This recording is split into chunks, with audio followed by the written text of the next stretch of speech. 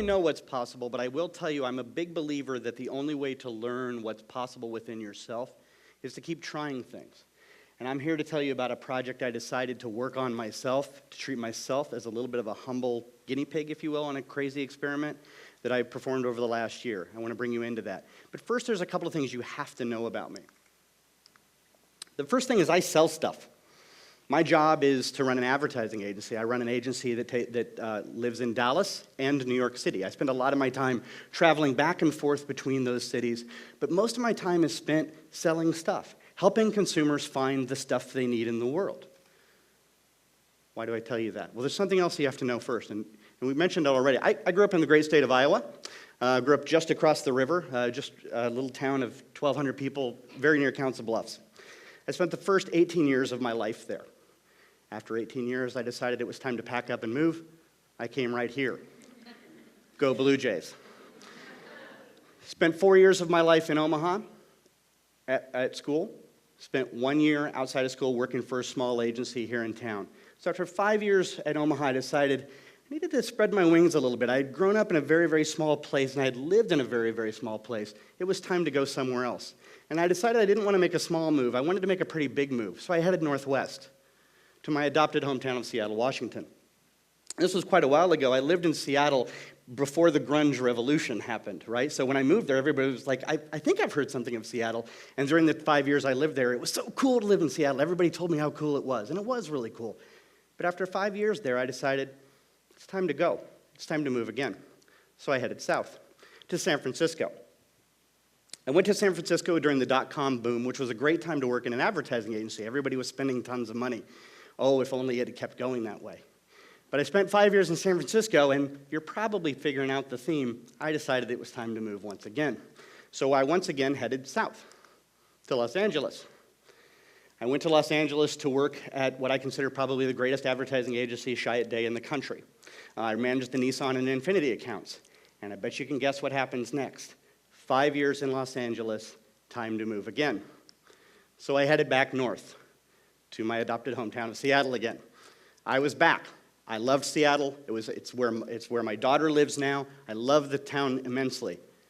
But once again, after 5 years, it was time to go. So I moved to my current hometown of Dallas, Texas.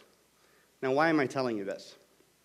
I'm telling you this because I sell stuff, and I move it around way too much. My own stuff manages to move around the country with me every 5 years.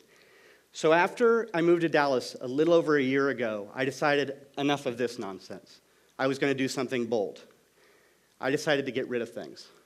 And I decided and I committed on that day to get rid of one thing I own every day for a full year. I thought, you know what would be great? If I had 365 fewer items to move around the country with me all the time. Because we all know what's going to happen to me in 3 years, right? I'm going to move again. So it was time to do that. And I thought, okay, well, that's sort of an interesting experiment I can play on myself. But you know what I really need to do? I need to create a blog. And I called it whatigotridofttoday.com. And I decided to post every day about the items I gave away and tell a little story about the items, maybe why I was hanging on to them, what they meant to me, what was great about getting rid of them, those kinds of things. Now, to be honest, the only reason I started blogging about it was to keep myself honest. I knew if I did it publicly, I would really do it. Right? I would commit to myself to do it. So I started blogging about it, again, a little over a year ago. And I'm going to give you a little bit of a status check on what I did. But first thing I have to tell you is I had to keep myself honest. As I mentioned, the reason I started blogging about it is I knew it would keep me honest, it would keep me doing it. But the other thing I had to do was create little rules for myself, and I'll tell you the main one. I had to give away books and CDs more than one at a time. I committed myself that if I was going to give away CDs, I had to give at least 5 away a day. Okay, and the reason I did that is because I had over 500 CDs. I could have just turned it into a giving away a CD project. So I had to sort of set up these rules. And I ended up giving away CDs by letter. The A's one day, the B's the next, the C's the next, etc. And so that's what I did. And so I'm here to tell you a couple of lessons I've learned in this project for me personally. And hopefully they'll have some impact on you. So what have I learned? Lesson 1, it's just stuff, guys. All of it is just stuff. When I started this project, and especially when I go out and talk about it, people ask me, they're like, were you some sort of hoarder? Maybe. But actually, I think the answer is no. I honestly believe that everybody in this room could give away 365 items you own. you actually would probably find it shocking how not painful it is. In fact, the only pain is sort of dealing with the feelings it brings up, not giving away the items. So it's just stuff. What do I mean by that? Well, here was day one. At this time, these were the last 5 CDs I purchased when I started this project. So I started giving away the 5 CDs at this point. You can tell this is my first entry because 2 things about it. Number 1, I hadn't learned to use the flash properly on my camera, so I got this crap in the middle. I also hadn't learned to take my feet out of the photo. And if you want to go back and look at the project, I think there are 3 entries that have my feet in them, so it's a little game you can play on your own. On day 2, you can see I already started thinking about it's not enough to give away 1 item per day. I got to do lots, right? So on day 2, it was a photo frame and several other items, including VHS tapes. I was holding on to VHS tapes. And I'm willing to bet almost everybody in this room probably has VHS tapes or cassette tapes or some other format that isn't really worth anything anymore. And I started realizing I got really excited right out of the gate about giving away lots of items at once. Day 3 was office supply day. Included a cable box, a router, several old files, several old office equipment, even an old MP3 player that I was hanging on to, again, for some unknown reason. So I got really excited right out of the gate. The first 3 days were really exciting. By day 6, I was giving away 5 old coffee mugs. Day 12, I decided I had owned too many socks for a man of my age. And so I got really excited about giving away all this stuff. And really, in the first 2 weeks, I was able to develop several themes. I started noticing there were these themes of things about my stuff. And that led me to lesson 2. It's the advice I have for everybody in this room. Beware of stuff for stuff. What do I mean by this? I mean the items all of us own simply to take care of other stuff. What am I talking about? In my case, I'm talking about tarps that covered outdoor furniture. I'm talking about bins I used to organize stuff. Once I started giving away all these CDs, guess what? It was time for the CD rack to go away. And this, for me, on day 301, was the ultimate stuff for stuff entry. It's literally a case I bought to take care of wires for other devices. Stuff for stuff for stuff. So it's just stuff. And we all have too much stuff for stuff. So what's lesson 3? Guess what? Actually, it's not all just stuff. As I started blogging about it, as I started writing about it, I noticed something very interesting. The first few days of me blogging were very, very simple. I would write a little something about the item, etc. As I got further and further into the project, I started realizing and needing to write about what I was doing, what the items meant to me, what attachments I was holding on to you.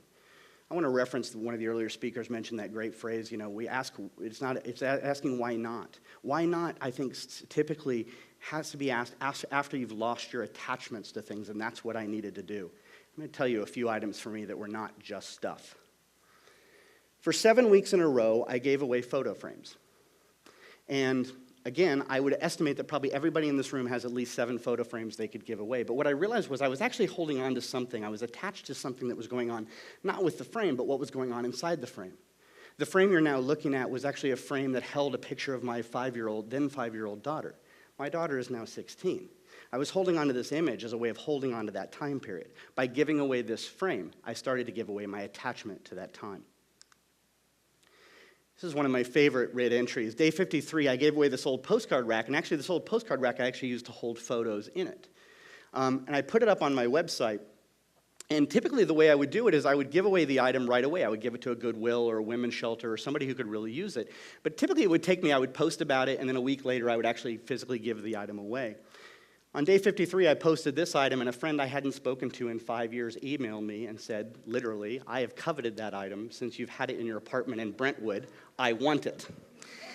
So on day 53, I got rid of an item, but I got back an old friendship. And to me, this was the day the project entirely changed. On day 45, I gave away this t-shirt and this pair of shoes. Most people who read the blog kind of looked at it as, okay, Dave's giving away more clothing, that's fine. But really what it was these are 2 items of clothing I used when I tried stand-up comedy. And by giving away these items, I wasn't just giving away the clothing, I was giving up the reality of that dream. I wasn't going to pursue that dream, I was actually going to choose another dream. And by releasing this attachment, I could go get what I really wanted. On day 131, I gave away these 3 puzzles. I'm a twice divorced man. I was holding on to these puzzles in hopes that I wouldn't be living alone anymore. And on day 131, as part of the project in giving these away, I was committing myself to being happy living alone. That actually I didn't want to do puzzles alone. I wanted to do them with other people. And so if I wasn't living with anyone else, why was I holding on to these puzzles? So it was time to give them away.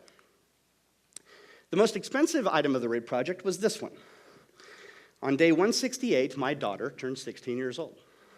And I decided what a great RID project entry it would be to give her my vehicle that was still in Seattle at the time. Now, it won't surprise you to hear that my 16-year-old daughter traded this vehicle away for something she more wanted. But nonetheless, it was a great way of embracing the passage of time. One of the strangest things that happened during the RID project is that I lost weight. And I don't really know what this means yet, but I do think there is that reality of being very conscious about what you're consuming, what you're doing, that led to that. And I lost a significant amount of weight while doing the project. So on day 357, it seemed like an appropriate time to give away a suit that I trust will never fit me again. And no one will ever know, other than me, what's in this box, except the people at the Salvation Army who open it up. But this box contains items I was holding on to because they were items given to me or owned by old girlfriends or an ex-wife.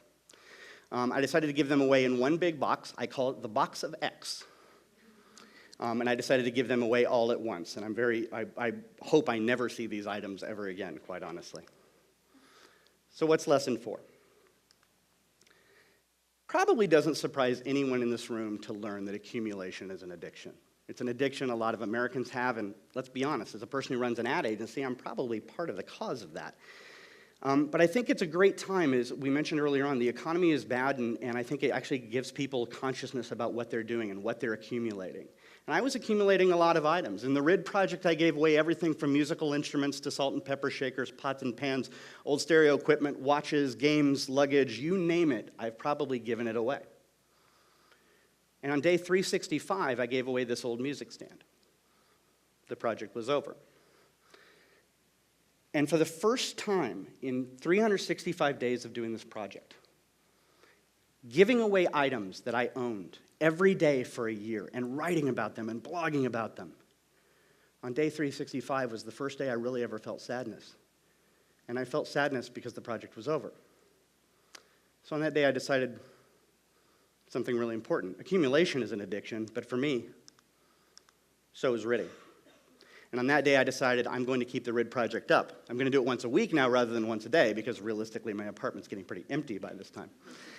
But I committed to, I'm going to start doing it once a week. And so on week 53, this pair of shoes was the first weekly RID, a RID that continues to this day. And in fact, I don't really see an end to the RID project. I actually think it's the healthiest lifestyle choice I've ever made. I find it really interesting when I go talk to people about this, how many people come out to me afterwards and go, I want to start doing that, etc. I think it's really healthy. So it begs the question, so now what? Dave, you've talked about the RID blog. You have a site called whatIgotRidOfToday.com. What did you get rid of today? I thought it was only appropriate today. This is the t-shirt I received as a TED main stage speaker. I thought it would be appropriate to give that away today, as well as a great book on philanthropy from the TED Book Club. One of the greatest things about the RID project is, as I mentioned, I give stuff to women's shelters, I give it to Salvation Army, but sometimes you're really confident that if you leave stuff in the right place, it will find its home. And the best joy of the RID project is having that trust and releasing that attachment. I look forward to hearing from all of you about your own RID project should you choose to take them on. Thank you.